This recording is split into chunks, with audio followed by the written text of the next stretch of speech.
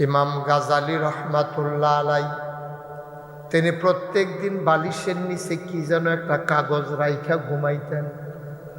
ওনার বিবি, ওনার wife বারবার চিন্তা করতেন কাগজ কি, বালিশের তলে কি কাগজ রাহে, একদিনও দেখলাম না।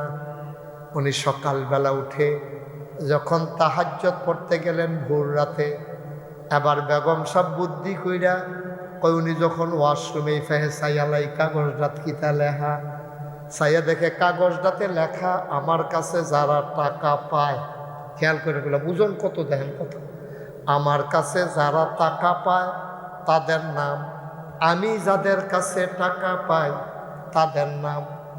বেগম সাহেবের আখ্যা দিছে বাস কইরা। পরের দিন সকালে নাস্তা খাইতো বইসে পড়ে জিগায়, আপনি এটি কিতা লেখা রাখছেন? যারা আমার কাছে টাকা পায় তাদের নাম, আমি যাদের কাছে টাকা পাই তাদের নাম। বেগম সব কয় বুঝলাম না।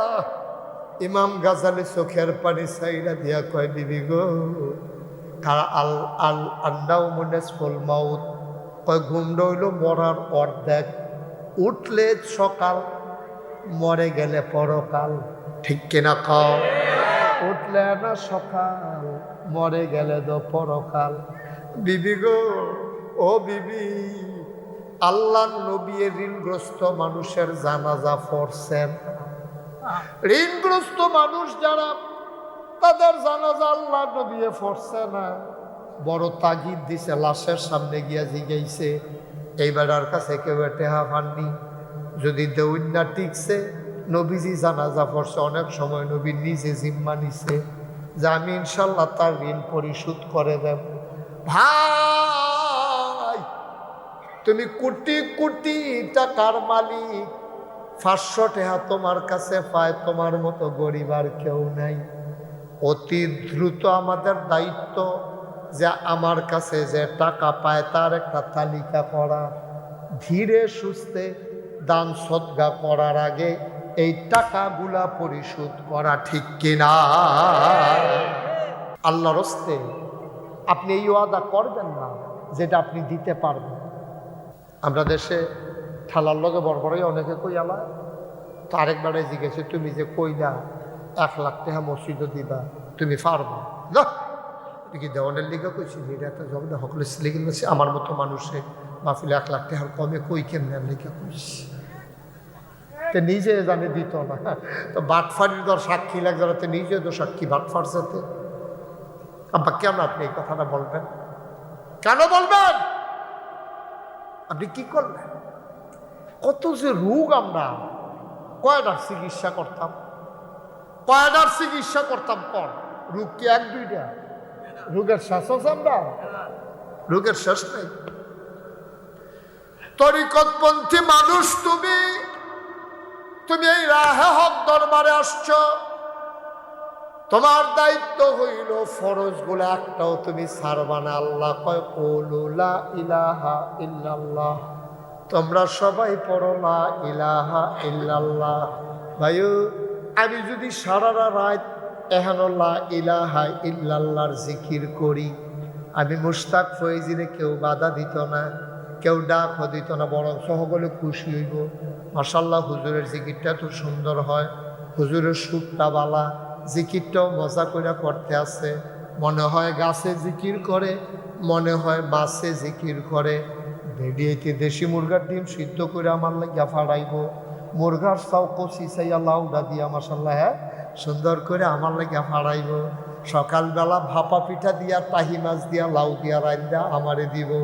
মাংসা আন্না আমারে হাত দিয়া দিব, বিদেশি ফুতের কম্বলটা আন্না আমারে দিয়া লাইব, আতর দিব, মানুষে কত মহব্বত করব, কইবে এই হুজুরে আল্লাহর ওলি। কিন্তু ভাই, এই কথাটাই নবীজি ১৫০০ বছর আগে কইছিল। তোমরা সবাই পড়ো লা ইলাহা ইল্লাল্লাহ। কনের লগে লগে রে আবু জেহেল যা ঘুষি দিত, আর আবুল আহাব নবীর আফন চাচা ফাত্তর লইয়া নবীরে ঢিল মারছে মাথাটা ফাটানের লাগিয়া। ঠিক কিনা? তা আমি জিকির করলে দি কেউ বাধা দেয় না। নবীজি লা ইলাহা ইল্লাল্লাহ কইলে আফন চাচায় ফাত্তর মারলো কিনে, কে রে মারলো ফাত্তর? তাইলে আমি জিকির করলে কেউ বাধা দেয় না, কারণ হইল আমার জিকিরে কিচ্ছু আইয়ে যায় না, আমার জিকিরে সমাজ থেকে সুদ বন্ধ হয় না, আমার জিকিরে দুর্নীতি বন্ধ হয় না, আমার জিকিরে অপশাসন বন্ধ হয় না। পারলাম না তো, 17 বছর তো জিকির কম করলাম না, ওয়াজও কম করলাম না, আপনার কথা শুনে কেনা শেষ হইতে তো ফলাফাই নেয় না, ঘটনা ঘটান লাগলো, ঠিক নিও। জিকির কি আমরা কম করছি না? কথা কি আমরা কম বুঝাইছিলাম? আমি মুশতাক ফয়েজি জীবনের ঝুঁকি নিয়েও তো বুঝাইয়া বুঝাইয়া কথা কইছি। কোন কথাটা আমরা আফসোস করছি? লগে যা মন্ত্রীরে বয়াইয়া কথা কইছি, এমপিরে বয়াইয়া কথা কইছি, নিচ্ছা ফুচ্ছা কইছি, বুঝাইয়া বুঝাইয়া কইছি, ডাইরেক্ট কম কইছি, ইনডাইরেক্ট বেশি কইছি ডরে কইছি তো। দাউদকান্দির মানুষ তো সাক্ষী, তিতারাস মানুষ সাক্ষী।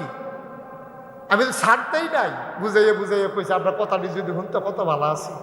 নবীজি লা ইলাহা ইল্লাল্লাহ কইলে মেশে ফাত্তর দিয়ে ঢিল মারে। নবীজি লা ইলাহা ইল্লাল্লাহ কইলে তারপরে নবীজিরে আঘাত করে, শেষ পর্যন্ত মক্কা ছেড়ে নবীদারে মদিনা বিদায় করে দিয়েছে, খালি লা ইলাহা ইল্লাল্লাহ করার কারণে। আর কিছু কইছে না তো।